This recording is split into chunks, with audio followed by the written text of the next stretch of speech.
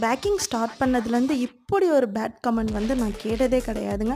எந்த ஒரு கஸ்டமருமே வந்து ஃபோன் பண்ணி "நல்லா இருக்குமா, இனிமேல் உங்கள்ட்டயே நாங்க வந்து ஆர்டர் குடுக்குறோம்" அப்படின்னு சொன்னவங்க தான் ரொம்ப பேர் அதிகம். ஏன்னா கஸ்டமர்ஸ் வந்து ஒவ்வொருத்தங்க இன்சல்ட் பண்ணுவாங்க. அவங்க கொண்டு போய் குடுத்து, "இவங்கள்ட்ட எதுக்கு வாங்குறீங்க ஹோம் பேக்கர்ஸ்ட்ட? நம்ம வந்து பேக்கரியில வாங்கி" இந்த மாரியெல்லாம் நடந்திருக்கு என்னோட அனுபவத்தில. பட் அவங்களே பார்த்தீங்கன்னா, கேக் கட் பண்ணதுக்கப்புறம் கூப்ட்டு வந்து நம்மள்ட்ட சொல்லுவாங்க. "உங்கள்ட்ட வந்து பிரைஸ் கம்மியா இருக்கு. இன்னொன்னு கேக் ரொம்பவே சூப்பரா இருக்கு. டேஸ்ட்டா இருக்குங்க. நாங்க கேட்ட மாரியே டிசைன்லலாம் பண்ணி குடுக்குறீங்க. ரொம்பவே சூப்பர்" அப்படின்னு சொல்லி சொல்லுவாங்க. பட் இந்த கஸ்டமர் பார்த்தீங்கன்னா, 1 KG black forest cake order பண்ணியிருந்தாங்க.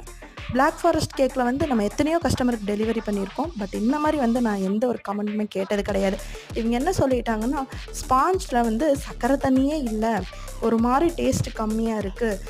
க்ரீம்ல பார்த்தீங்கன்னா, சர்க்கரையே இல்ல, ஸ்வீட்டே இல்ல, க்ரீம் அதிகமா இருக்கு. இந்த மாரியெல்லாம் வந்து அதில இல்லாத குறைய வந்து இருக்கிற மாரி வந்து சொல்றாங்க அவங்க. உங்களுக்கு விருப்பம் இல்லன்னா, தயவு செஞ்சு ஹோம் பேக்கர்